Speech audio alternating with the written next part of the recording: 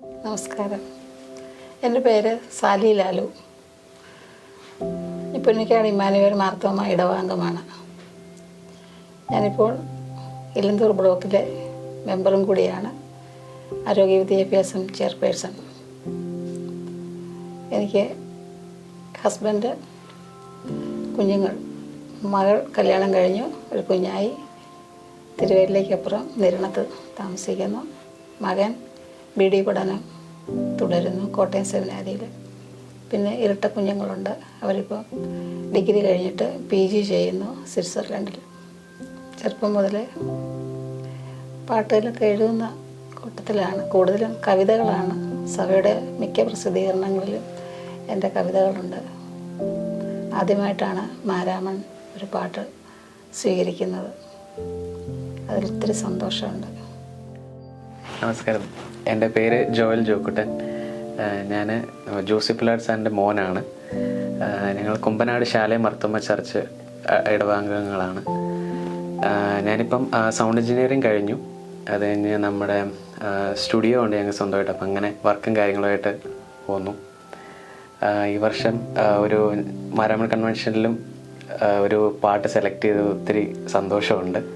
ഈ വർഷവും ഞങ്ങൾ ചെയ്ത ഒരു പാട്ട് DSMC സെലക്ട് ചെയ്തതിൽ വളരെയധികം സന്തോഷമുണ്ട്. അതിൻ്റെ ലിറിക്സ് എഴുതിയിരിക്കുന്നത് സാലി ആൻറ്റിയാണ്, പുന്നക്കാടാണ് സ്ഥലം. അത് ഒരു ട്യൂൺ ചെയ്യുവാൻ ഒരു അവസരം കിട്ടിയതിൽ ഒത്തിരി സന്തോഷമുണ്ട്. മാരാമൺ കൺവെൻഷനിലെടുത്ത പാട്ടിൻ്റെ ആദ്യ വരി ഹൃദയം നുറങ്ങിയവർക്കെന്നുമെന്നും സമീപസ്ഥാൻ. അതാണ്. 12ഓളം പാട്ടുകൾ ജോസി പുല്ലാട് സാറ് ഈണം ചെയ്തിട്ടുണ്ട്. ഇപ്രാവശ്യവും സാറിൻ്റെ കയ്യിലാണ് ഞാൻ ആദ്യമേ പാട്ട് നൽകുന്നത്. പക്ഷേ കുറേ താമസിച്ച് കൊടുത്തതുകൊണ്ട്, സാറിന് ഒത്തിരി വർക്ക് ഉള്ളതുകൊണ്ടും സാറിന് സമയം കിട്ടുമെന്ന് അറിയില്ല എന്ന് പറഞ്ഞു. അപ്പോൾ തന്നെ ജോക്കുട്ടനെ സമീപിക്കുമായിരുന്നു, സാറിൻ്റെ മകനെ. വളരെ സന്തോഷത്തോടെ മോനത് സ്വീകരിക്കുകയും ആ പാട്ട് വരികയും ചെയ്തു. അതിലൊക്കെ ആദ്യമേ ദൈവത്തിന് നന്ദി പറയുന്നു.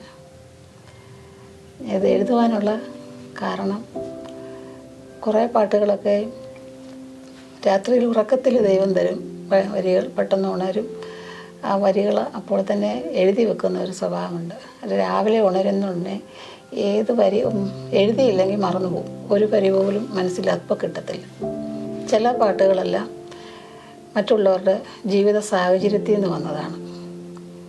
ഒരു ബ്ലോക്ക് മെമ്പർ എന്ന നിലയിൽ വാർഡുകളിൽ സഞ്ചരിക്കുമ്പോൾ കാണുന്നതും കേൾക്കുന്നതും പിന്നെ പത്രമാധ്യമങ്ങൾ കൂടി കാണുന്നതും അങ്ങനെയുള്ള സംഭവങ്ങളൊക്കെ വരുമ്പോൾ മനസ്സിൽ ഒത്തിരി വേദന തട്ടി അതിൽ നിന്ന് വരുന്ന പാട്ടുകളാണ് കൂടുതലായിട്ടുള്ളത്.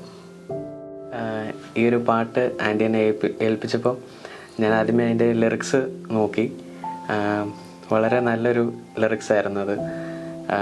എനിക്ക് ഒത്തിരി അത് കുറേ ഞാനതിങ്ങനെ നോക്കി, അത് ഏത് രീതിയിൽ അത് കൊണ്ടുപോകണം, ഏത് മൂഡിൽ അത് ചെയ്യണമെന്നൊക്കെ അങ്ങനെ നോക്കി ഇങ്ങനെ ചെറുതായിട്ട് ഓരോന്നോരോന്ന് ലൈൻസും വായിച്ച് മൂളി വെച്ചു.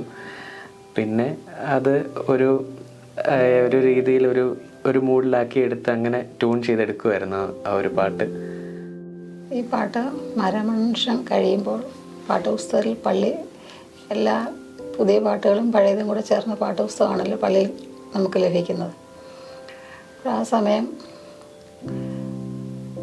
വളരെ വിഷമത്തിലിരിക്കുന്നവർക്കും ഈ പാട്ട് പാടുമ്പോൾ അല്ലെങ്കിൽ ഈ പാട്ട് കേൾക്കുമ്പോൾ മനസ്സിനൊരു സമാധാനം ഉണ്ടാകും. തീർച്ചയായിട്ടും ദൈവം അതിനെ ബലപ്പെടുത്തും. അങ്ങനെ അതാണ് എൻ്റെ വിശ്വാസം. ആ പാട്ട് ഞാൻ ഒരു 2 ലൈൻ ഞാനൊന്ന് പാടാം. ഹൃദയം നുറുങ്ങിയോർക്കെന്നുമെന്നും സമീപസ്ഥൻ എൻ ദൈവം, മനസ്സ് തകർന്നവരെ രക്ഷിക്കും സർവശക്തൻ എൻ ദൈവം. വിളി കേട്ടിടും വേദമാറ്റിടും സർവഭീതിയും നീക്കിടും അവനേക ആശ്വാസമേ, അവനേക ദൈവവുമേ. ഹൃദയം നുറുങ്ങിയോർക്കെന്നുമെന്നും സമീപസ്ഥൻ എൻ ദൈവം, മനസ്സ് തകർന്നവരെ രക്ഷിക്കും സർവശക്തൻ എൻ ദൈവം.